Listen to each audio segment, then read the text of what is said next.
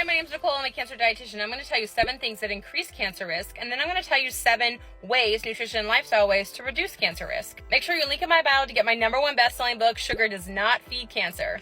7 things that increase your cancer risk: processed meats, alcohol and tobacco. I think tobacco has been well known for a long time. Alcohol is something that's newer, and people are still using marketing like crazy to say that your life's going to be better when you're drinking alcohol, or finally you're going to be able to make it through the day drinking alcohol. We need to be finding ways to manage our stress and not feeling like we're needing to drink or pressure each other to drink. So alcohol, tobacco, processed meats, also other things that will increase cancer risk if you have a high level of fat tissue on your body. Dose supplements. So if you're seeking out or someone's telling you to take supplements to reduce cancer risk, that is not recommended. So supplements are prescribed by your doctor. That's different, but do not seek out supplements to try to reduce cancer risk. Supplements some will even increase cancer risk. If you consume red meats over 18 ounces a week, it will increase your risk of colorectal cancer. So at any consumption of processed meats, it's going to increase your risk of colorectal cancer.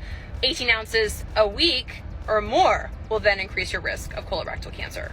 Now let's talk through 7 ways that you can implement into your lifestyle to reduce cancer risk. So #1 is more plant foods. 2/3 of all of your plates, meals, and snacks should be more plants. Plant foods will include fruits, veggies, whole grains, so that will include like breads, rice, and pastas that are whole grains, nuts, seeds, legumes, and beans. All of these are going to help reduce cancer risk. #2 is more exercise. 150 minutes of moderate physical activity is recommended each week. 3 is just to move more. Get up.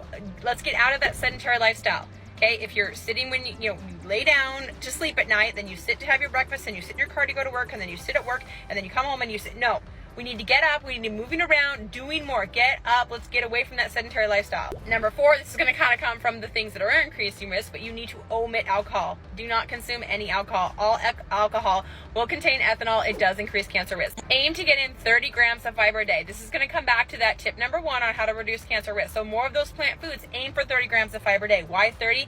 At 30 grams of fiber a day, you'll significantly reduce your risk for breast cancer and colorectal cancer. Another great tip is to add in dairy. Dairy, having calcium within it, dairy has been shown from the World Cancer Research Fund to reduce risk of colorectal cancer. Dairy is safe. It's not going to give you a bunch of hormones to now increase your risk of some type of hormone-sensitive cancer. That is not true.